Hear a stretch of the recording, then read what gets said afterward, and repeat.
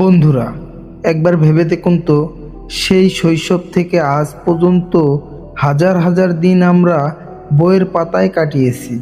লক্ষ্য একটাই, একটি ভালো ডিগ্রি আর একটি সম্মানজনক জীবন।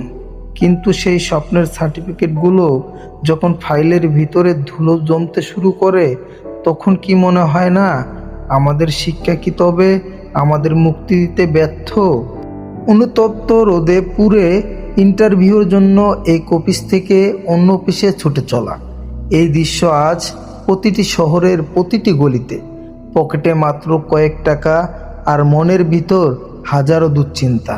অথচ বাড়িতে বাবা মা পথ চেয়ে বসে আছেন, এই বুঝি তাদের বড় হওয়া ছেলেটি সংসারের হাল ধরবে।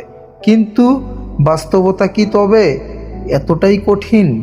আমরা আজ এমন এক সমাজে বাস করছি যেখানে মেধার চেয়ে সুপারিশের দাম বেশি, যেখানে যোগ্যতার চেয়ে বড় হয়ে দাঁড়িয়েছে পরিচয়। মধ্যবিত্তের সেই মেধাবী ছেলেটি যখন নিজের যোগ্যতা প্রমাণে বারবার ব্যর্থ হয়, তখন তার সেই নীরব কান্নার খবর কি কেউ রাখে?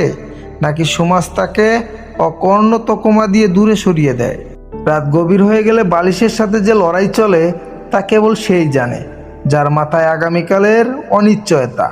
আমরা কি তবে শুধু ডিগ্রি অর্জনের মেশিন হয়ে গেছি, নাকি জীবনের আসল শিক্ষা আমরা হুঁচট খেয়েই শিখেছি? এই শিক্ষিত বেকারত্বের অভিশাপ থেকে মুক্তির পথ ঠিক কোথায়? সময় কঠিন হতে পারে, কিন্তু লড়াই ছেড়ে দেওয়া কি সমাধান? আপনিও কি আপনার জীবনের এমন কোনো কঠিন সময়ের মধ্য দিয়ে যাচ্ছেন? আপনার সংগ্রাম আর স্বপ্নের কথা আমাদের কমেন্ট করে জানান। আপনার গল্প হয়তো অন্য কাউকে সাহস যোগাবে।